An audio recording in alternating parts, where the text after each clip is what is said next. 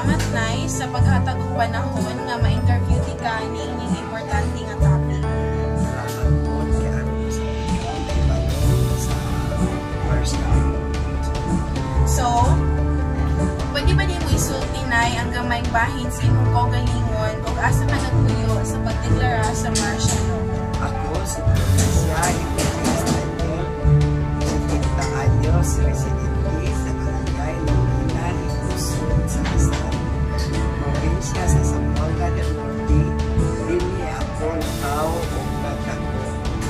O dili usab ako nagpuyo sukat sa pagka-deklara sa martial law niadtong September 21, 1972.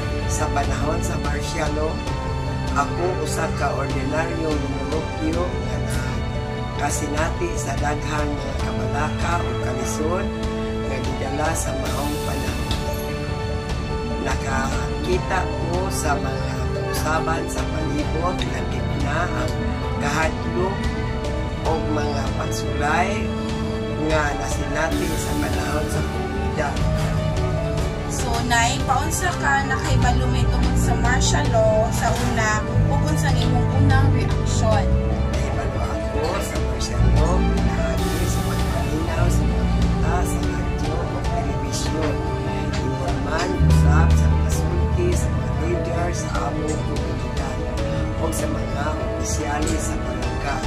Sa lihan nadungka na ko ang balita, ang akong unang reaksyon mao ang kabalaka tungod kay nasayod ako nga kini magdala og dagkong kausaban dili lang sa gobyerno apan sa kinabuhi sa mga tao. Bisan pa man sa akong kabalaka wala ko mahadlok o konsiderar na ko nga kinahanglan magpabilin akong likod o pagsalig alang sa kaayuhan sa akong pamilya. Isabot na ko nga kinahanglan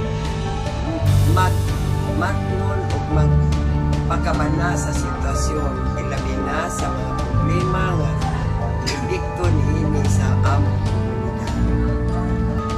Giun sa pag-apekto sa martial law ang imong pang-adto-adtong panginabuhi kinaadto nay, labi mga dakong kausaban o mga limitasyon. Panahon sa martial law, naapektuhan ang akong pang-adlaw-adlaw nga panginabuhi tungod sa kopyo nga naglimit sa among lihok sa gabi. Ang pagpuma o pagpamaligya sa merkado na dituhan usab tungod sa mahigpit nga pagbantay sa mga siudad. Bisan adunay disiplina nga ipatuman daghan ang nahadlok o mas ipili nga maghilom o magsunod sa mga palaot at kayan ang problema.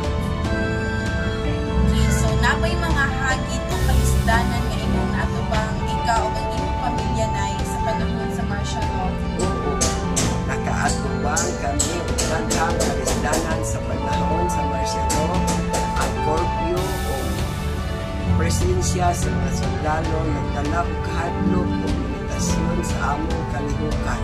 Isod usab ang pagpangita o panginabuhi kay kinahanglan magmatnon ang marikayan ang pagduda sa otoridad bisan sa pasakalisod na ningkamot kami o mga magpadayon o magpabiling likod alang sa among pamilya. Okay, so sa panahon sa martial law nay, nakabati ba ka og safe or napakahigayon nga nahadlok?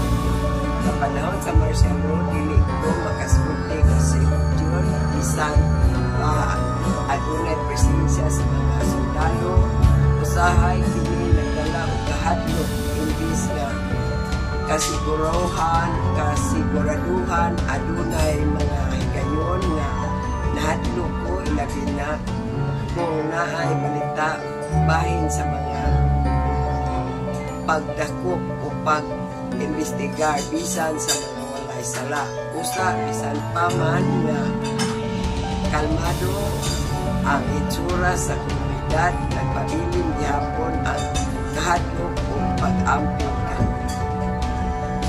Kung magtanaw ka sa niagi nay, unsa nga leksyon or unsa ang imong nakatunan na pwede nimong i-share may tungod sa martial law, nga pwede nimong i-share sa mga kuan, sa mga bagong henerasyon karon.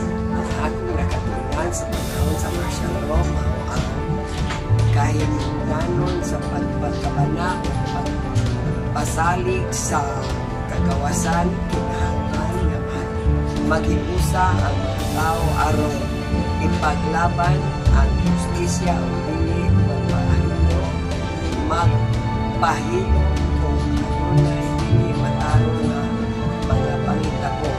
Importante usab ang pagmatbong o pagsunod sa lao, apan dili ang magsalig masupak sa katubod sa katawhan para sa mga bagong henerasyon aron kaninyo ambingan ang kagawasan ng inyong karon di padayon ang pagkikiso alang sa tinuod nga kausaban o kalinaw sa kasunod.